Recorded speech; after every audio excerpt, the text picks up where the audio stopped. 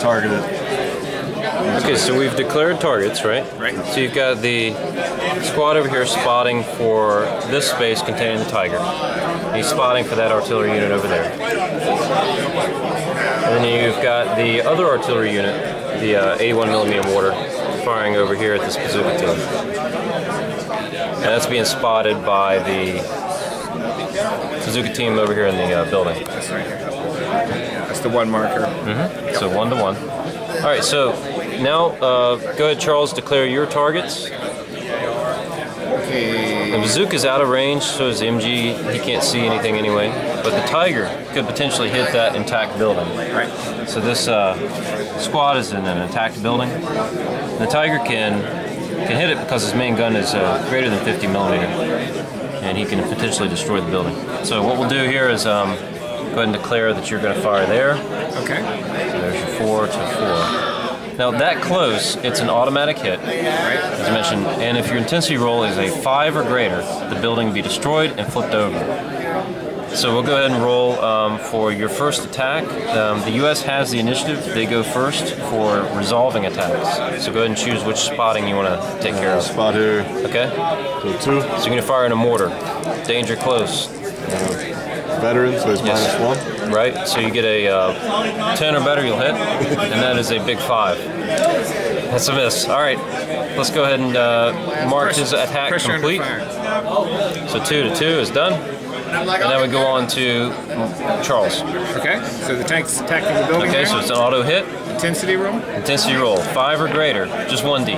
18. Oh, Just either one. Either one will work. So you got a 10 or an 8. And so in this case, the building is destroyed. So how we take care of that is the 4 attack is complete.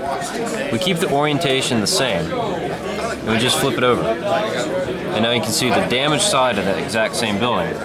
Now you still get a bonus for defense, for occupying those ruins. Normally your defense is a 0 with that squad, now it's a 3. And the difference is these lines of sight are now opened up. So you can see, and it kind of makes sense in this case, the tank is firing right there into that building and it's blown a hole through it. Now he can see the squad inside and actually target him direct. Yeah. All right, so that's how that works. You were talking about the red spaces, how they The red mark line of spaces, sight. the far This in side's or out completely doesn't work. gone, This so- side's completely gone, this side's completely gone. So the tank just blew a hole right through the building. Okay. So that's how that works. And you can still spot and see right there, but next turn you may want to consider getting out of there. Quick question. Sure. Does he now have line of sight to the tank? Not right now, because you can't fire through a friendly unit. Okay. But technically, yes. Next turn, if he's out of that Move out of the space, way. you could fire right through those ruins. Can I drive through it? With my You tank? can drive through the tank, through the ruins, right? So I gotta go back out and around? Okay. Okay, so we're ready for the next attack, which is the next spotted artillery, or spotted mortar on this guy. So we're alternating resolving attacks. Or you can use your anti-tank gun. I forgot about him. Either one. Okay. Now we can't change anything, right? That's correct. Once your attacks are declared, you can't change unless you have a card called Redirect Fire. Okay. Command card. We'll go ahead and do the anti-tank gun. All right. 10. So you need a 10 or better. 9. And you got a big 9. Alright, so that's a miss. So the tank has been missed with both the mortar and the tank gun. So now we go to the other mortar. We need a 13 or higher. 13 or higher against infantry, that's correct. You got a 4. Man, your rolling went really sour when we started recording. Yes, it did. Turn that up. Or when the alarm went off. The alarm. That might be your secret. It's a distraction. Have a blaring It alarm. works, man, I'm telling you. Alright, so he's done. And we're done with all the targeting and attacks here. So we just remove these targeting counters. And we go on to the draw phase, where you're going to replenish cards. You each get a command card from the common deck. And you each get a choice of 1 additional card. Unit card, command card. Unit card? Okay? And then we go to the next turn. First thing we do is roll initiative in this sequence. So roll initiative 1d10, the highest number. You got a 10 and an 8. So the 10 wins.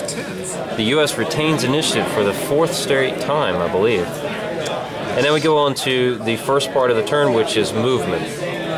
So the U.S. is going to move their units first. Okay.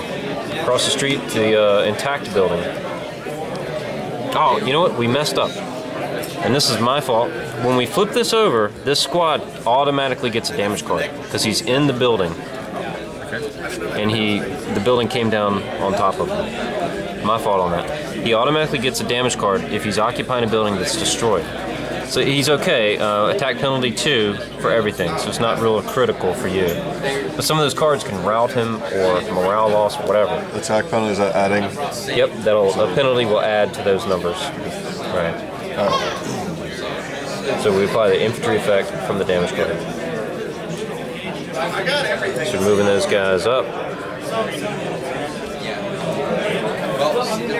Okay. How about these guys? Are they good? You got actually a sight there, unless he moves. Unless the tank moves. Right, which is his advantage for moving second. Well, I think I had line of sight there anyway, so we're good.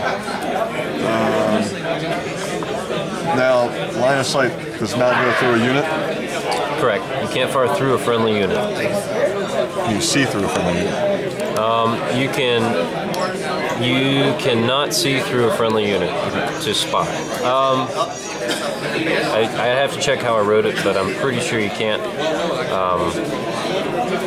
No, I'm sorry, you can. You can see through a friendly unit to spot. You just can't fire through that same friendly unit. Okay. All right, then I am done. Because he'll occupy a portion of that square or whatever it is. Now, for targeting, we go on to, or no, Charles, you can move now. Okay. You said I can. Infantry moves 1? Infantry moves 2. They can move 3 if you could discard a command card to sprint. Okay, so I'll move him up to here. Okay. Okay. Alright, now stay there with the tank. Okay. And the Panzer Shrek. And I can play a field camouflage now on this guy? I would move him first. Okay. Because, and in fact, we're not in the commitment phase, we're in the movement phase, so hold on to it. It's just technically you played in the commitment phase. You can move up to 2, but that's a good move there, yeah. Okay. Alright, so movement is done for both? Yep. Alright, so we're ready for commitment. US and Germans can bring units in. Don't violate your stacking limits on the setup zones there. You can bring a new unit in if you'd like.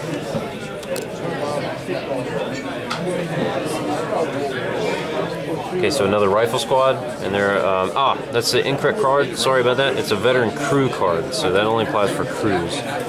But it's okay, so hold on to it. You actually won't have a use for it in this particular game, because you don't have a tank crew or anything. Yeah, discard for the bonus to hit, or something. Mortar. Okay, a mortar's coming in. Panzer Shrek. Alright, so commitment is done. So we go on to combat. So combat, declare your targets first. He's a US player. Now, I can't fire through him, right? That's correct. Can I see through him? You can see him because you're firing out the green. So you're firing out a green, center to center, through an unhighlighted edge. So he's exposed in that building. He's getting the bonus of the ruins as defense. 3, right? Right. Okay. But he is exposed. And you actually can't see back in. He's basically concealed by that building. Can he still spot through him? You can't see through this building. So you could see over him if he was the only thing there. Right. But in this case, the walls of this building are blocking line of sight through, so that's that penalty there. Right. Can the bazooka team spot? That's a good question. Seeing through, I'm going to say no. Seeing through. I mean, well, I said it for friendly units you can, so let's say yes. Let's say yes. You can spot for the Tiger. But I would recommend attacking that MG team outright. With the bazooka? Yes. Because he's going to get 4 attack rolls on maybe that unit. You can prevent him from... Gave away my strategy. Oh, well, you know. I'm just thinking out loud. I know, there's nothing. You can't do anything, you can't move it. So. Right.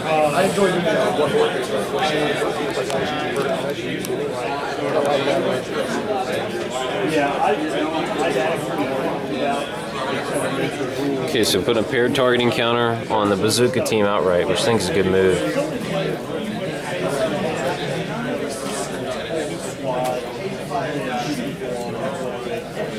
You can potentially, well, you're going to want to consider attacking that guy.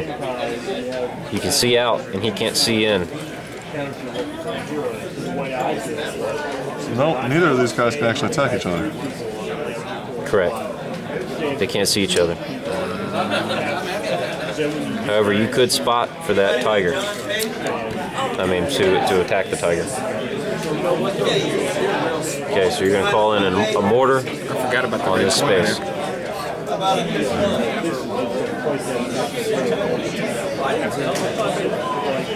We got an attack on the Panzer Strike.